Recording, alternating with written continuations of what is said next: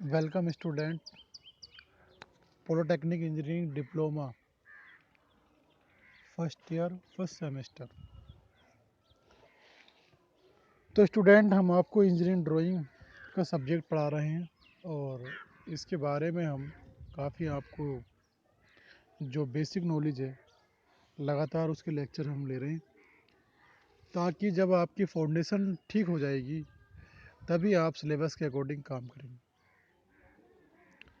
Engineering drawing में जो भी आपका बीटी बोर्ड के अकॉर्डिंग सिलेबस है, उस सिलेबस में जब आप स्टडी करोगे तो इतना टाइम नहीं लगेगा। बट इससे पहले आपने ड्राइंग बिल्कुल नहीं पढ़ रखा है, इसलिए बहुत माइनर से माइनर पॉइंट भी आपको बताया जा रहा है, ताकि कहीं भी आगे चलकर कोई भी छोटी छोटी मिस्टेक आप ना। आप किसी भी ब्रांच के स्टूडेंट हैं, सबके लिए ये सब्जेक्ट कॉमन है, और अगर कोई किसी में नहीं भी है तो ये जो मैं जनरल चीज़ें बता रहा हूँ वो सभी के लिए इम्पोर्टेंट हैं, क्योंकि आगे चलकर आपको किसी न किसी स्टेज पर ज़रूर ये काम देंगे। तो आज के इस लेक्चर में हमने एरो हेड के बारे में कुछ फिगर्स शो किए और इसके बारे में हम आपको बताएंगे। तो आप एरो हेड का विशेष तरीके से ध्यान दें कि किस तरीके से हमें एग्ज़ाम के अंदर ड्राइंग शीट पर किसी क्वेश्चन को ड्रा करने के बाद जब हम उसकी डायमेंशन देते हैं तो हम किस किस तरीके से एरो लगाते हैं। तो मैंने आपको बताया कि ये बहुत छोटे पार्ट हैं, बट इनकी अगर बारीकियाँ आप समझ गए तो आने वाले फिगर में जब आप कोई चीज़ ड्रा करेंगे तो कहीं ना कहीं उसके अंदर बहुत शाइनिंग आएगी। तो वैसे भी आपका ये बेसिक पार्ट है और ये समझना बहुत ज़रूरी है, क्योंकि कोई सा भी आप क्वेश्चन इंजीनियरिंग ड्राइंग के अंदर आप जब करोगे तो एरो हेड डायमेंशन लाइन का ज़रूर वहाँ पे रिक्वायरमेंट होगी। वो आपको हर क्वेश्चन के अंदर ड्रा करनी होगी।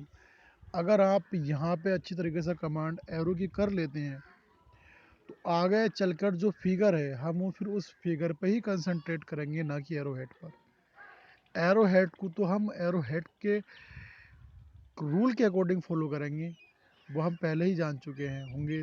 तब हमारी जो मेन फिगर होगी तो सिर्फ मेन फिगर में ही जो टाइम लगेगा वो टाइम लगेगा, एरो हेड में हमारा टाइम ख़राब नहीं होगा।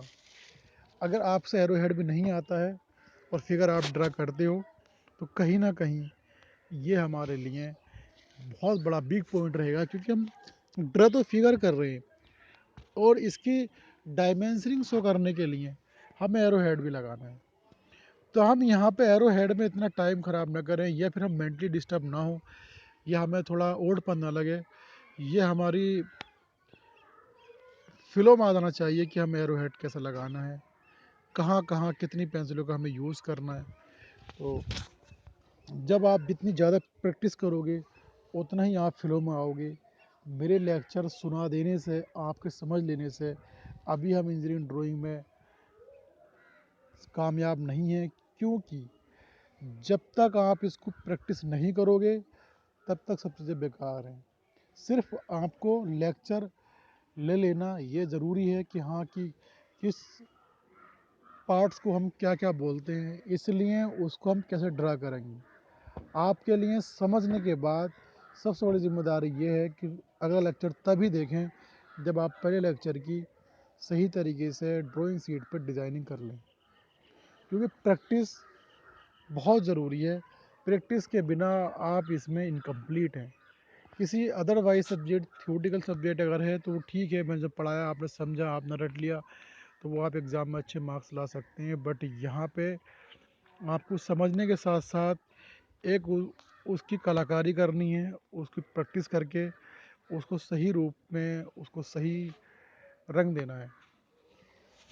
तो हमने यहाँ पे एरो हेड ये लिया है टॉपिक। एरो हेड में मैंने ये बताया कि जब भी हम कोई एरो हेड लेते हैं तो मोस्टली हम इस तरीके से एरो हेड ले लेते हैं।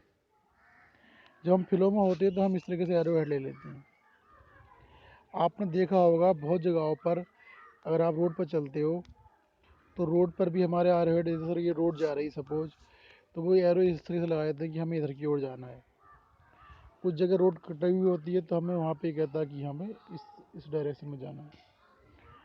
तो ये रोड मैप के एरो हेड की हम बात नहीं कर रहे हैं, हम बता रहे हैं कि हम भी जब कोई वर्क करते हैं अपना किसी कॉपी पर, तो मोस्टली इस टाइप के एरो हेड लगाते रहते हैं, जो कि इंजीनियरिंग के अकॉर्डिंग ये एरो हेड हमारा सही नहीं है। एरो हेड अगर आपने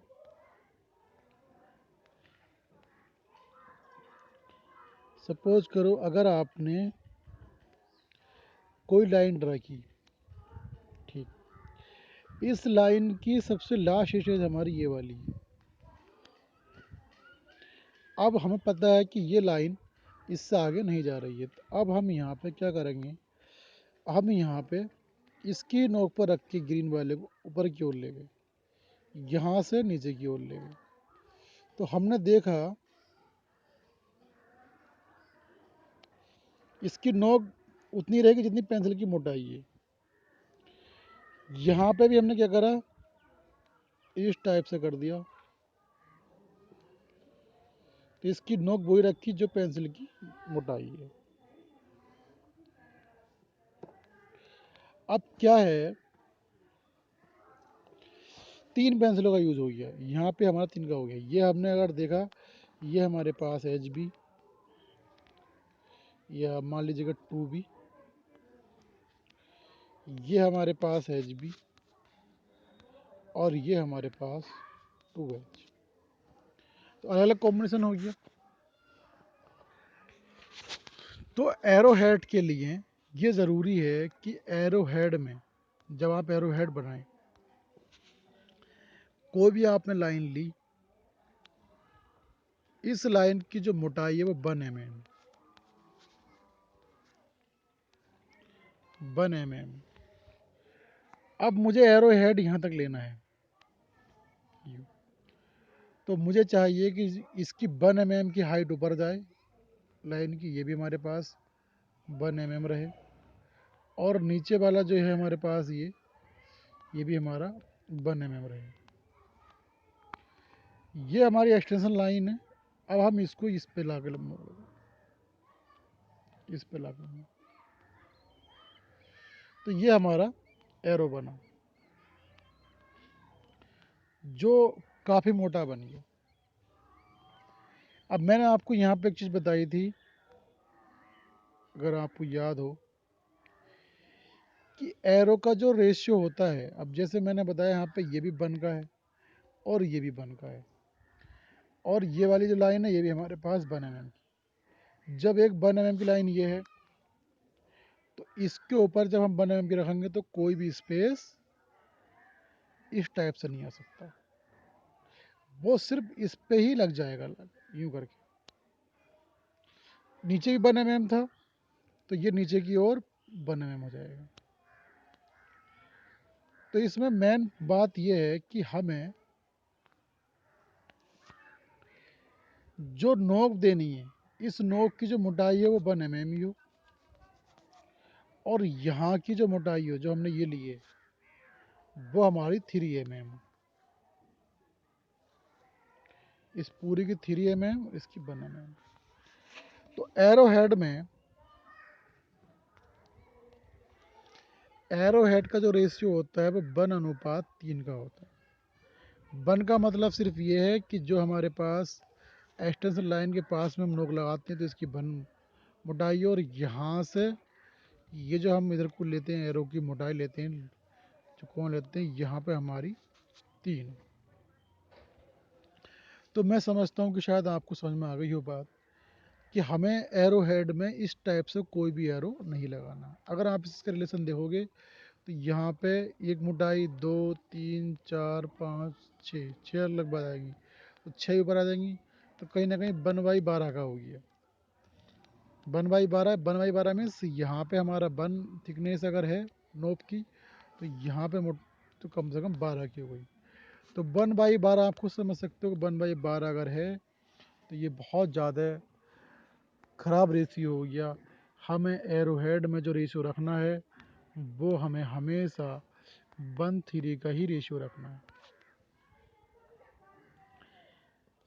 यहाँ पे हमने एक फिगर ली है, एक आयत लिया है, ये हमारे पास एक आयत है। तो यहाँ पे जो हमने लाइन ले रखी है ये हमारी एक्सटेंशन लाइन, ये भी हमारी एक्सटेंशन लाइन, तो हमारी एक्सटेंशन लाइन है। ये लाइन जो हमारे पास जा रही है ये हमारी डायमेंशन लाइन। और जैसे मैंने यहाँ डिजिट दिखाया तो ये हमारे पास डिजिट लाइन, ये डिजिट। तो इस तरीके से किसी भी क्वेश्चन के अंदर डायमेंशनिंग सिस्टम में 4 पार्ट होते हैं। 4 पार्ट। नंबर फर्स्ट क्या होता है हमारा? Number first extension line. Number first extension line. Number 2 arrowhead. Number 3 dimension line. और नंबर 4 हमारा होता है डिजिट।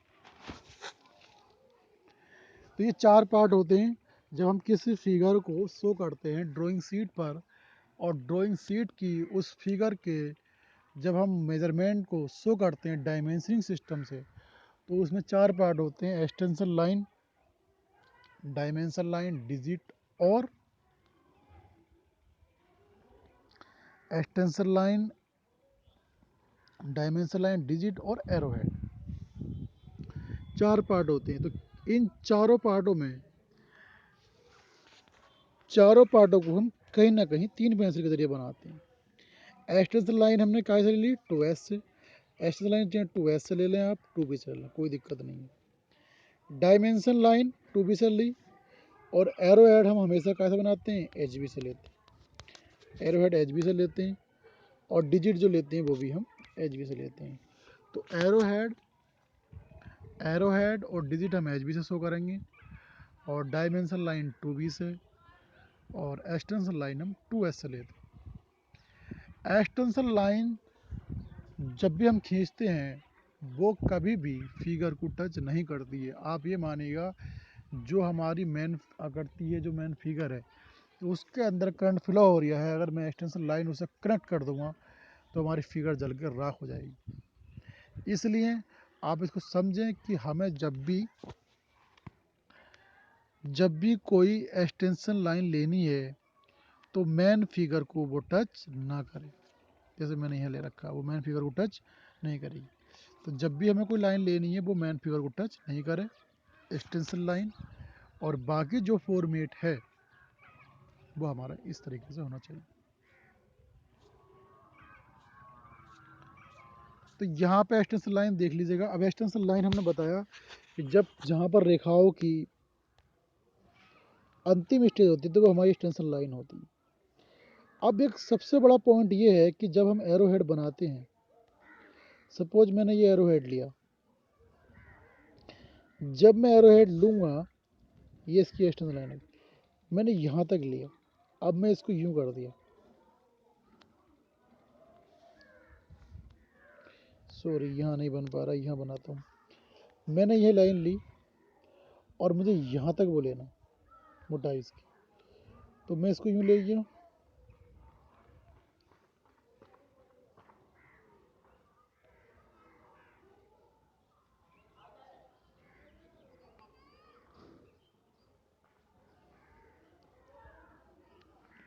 इस तरीके से लिए।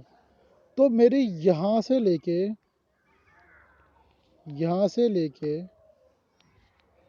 यहाँ तक कितनी दूरी है? तो ये एरोहेड की हम कितनी दूरी रखते हैं, तो मैंने यहाँ पे बताया आपको कि 3 mm से लेके आप 4 mm तक ये दूरी ले सकते हो।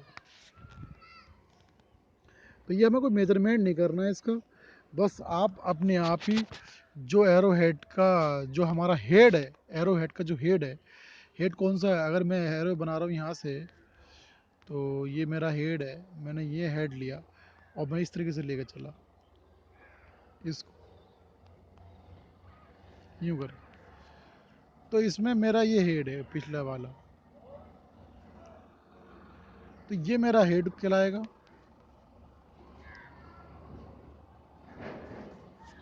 और ये हमारा इसकी नोक कहलाएगी, एरो।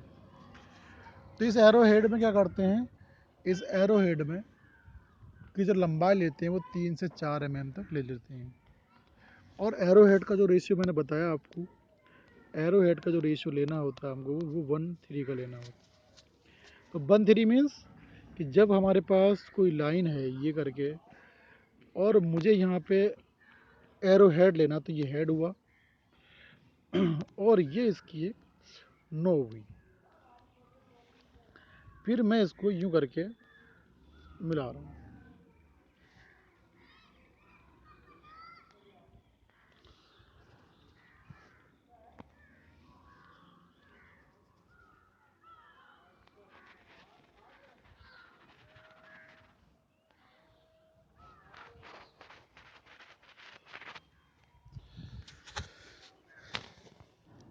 तो हमने ये बताया था आपको कि यहाँ पे इसकी बन, यहाँ पे भी बन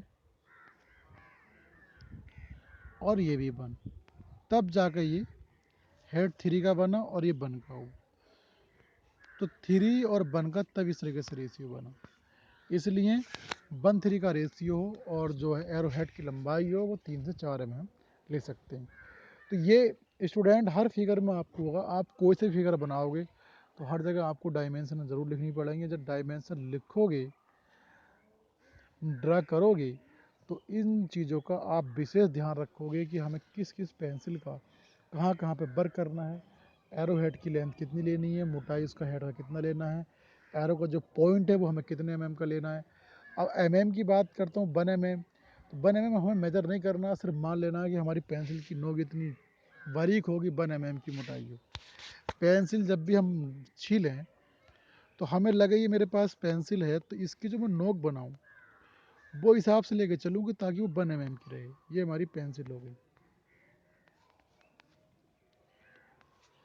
तो इसकी जो थिकनेस है वो हमारी 1 mm की हो।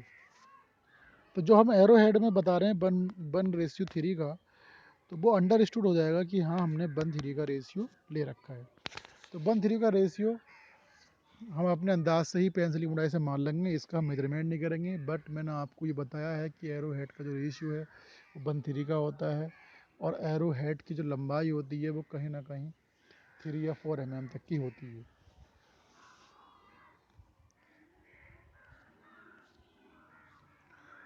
अब एक चीज़ ये आती है सामने हमारे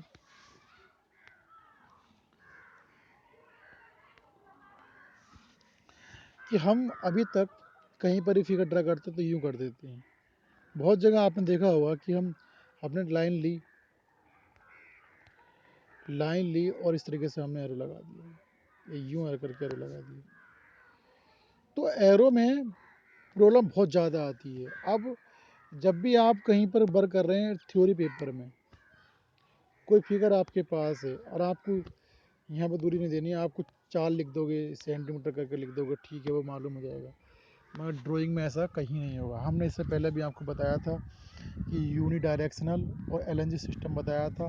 आपको डायमेंशनिंग में वो सिस्टम फॉलो करना है, और जब आप डायमेंशनिंग में चाहे एलएनजिट करें या यूनी डायरेक्शनल सिस्टम फॉलो करें तो कहीं ना कहीं हमें एरो हेड की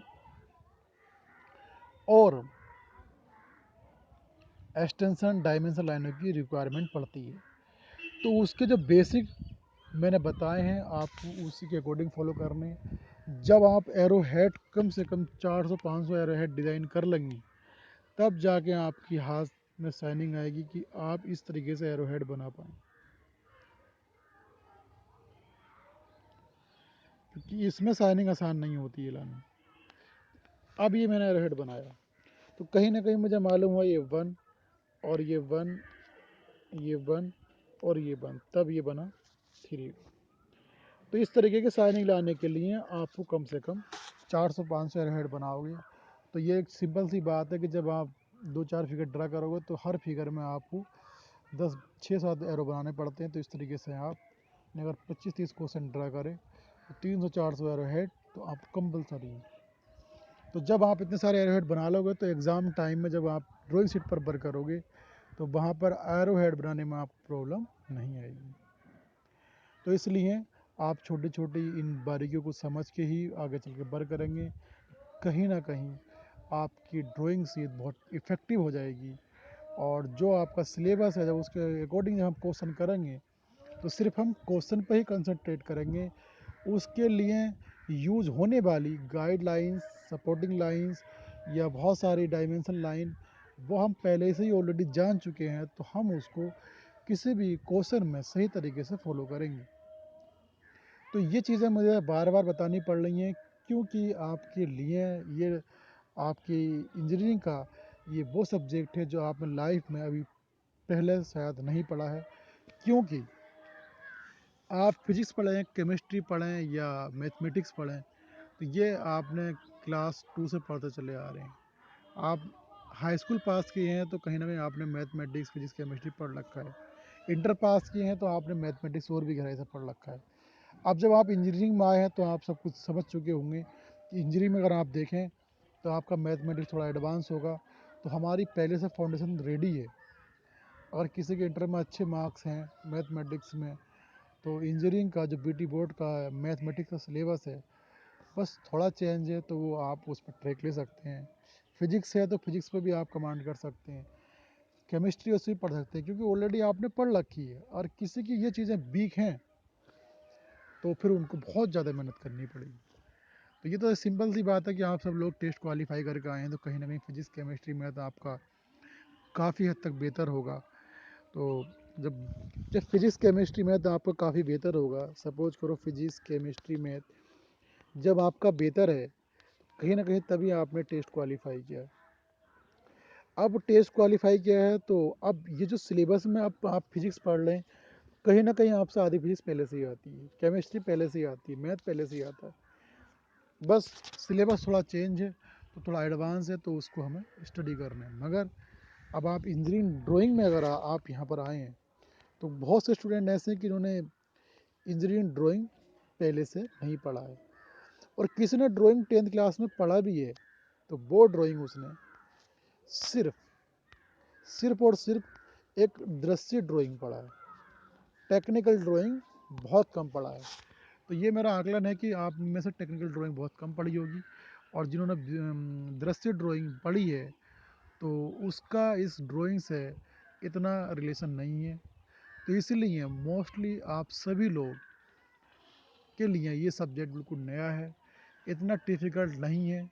बट आपने इससे पहले बिल्कुल नहीं पढ़ा है तो ये आपके लिए काफ़ी हद तक डिफ़िकल्ट भी है। तो ये आप मान के चलिएगा कि मैं ड्राइंग के आपके सिलेबस के अकॉर्डिंग सारी बात करूँगा। बट ड्राइंग के सिलेबस में जहाँ जहाँ पर भी आपको एक छोटे से छोटे पार्ट्स की रिक्वायरमेंट पड़ेगी तो वो उस अंदाज से आपकी मैं स्टडी करा रहा हूँ कि ताकि आने वाले सिलेबस से किसी भी क्वेश्चन में आपको दिक्कत ना पड़े। तो सिर्फ आप मेरे को फॉलो करते रहो, सही तरीके से ड्राइंग के हर कंसेप्ट पे, हर पॉइंट पर अच्छी तरीके से काम करो ताकि आने वाले किसी भी क्वेश्चन में, चाहे आपका इस सेमेस्टर में हो या अगले में हो, कोई प्रॉब्लम नहीं पड़े। तो स्टूडेंट, खैर ये चीज़ें चलती रहेंगी।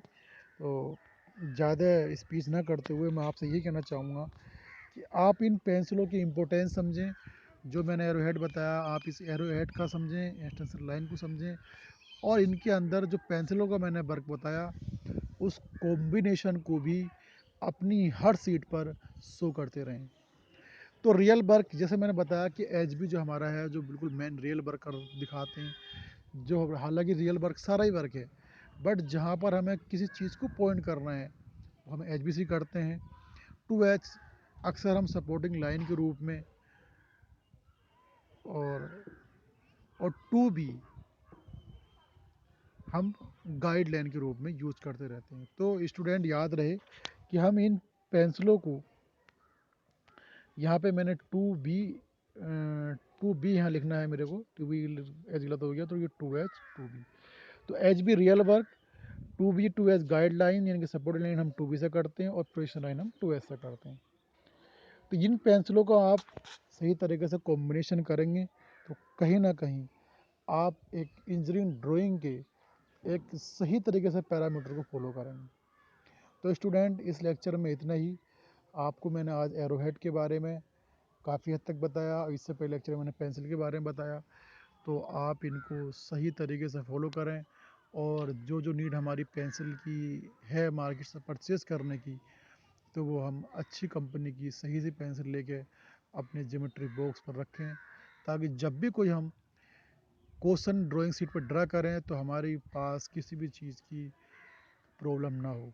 तो इसलिए आप हमारे लेक्चर को सही तरीके से सुन के उसको कहीं ना कहीं ड्रा ज़रूर करें।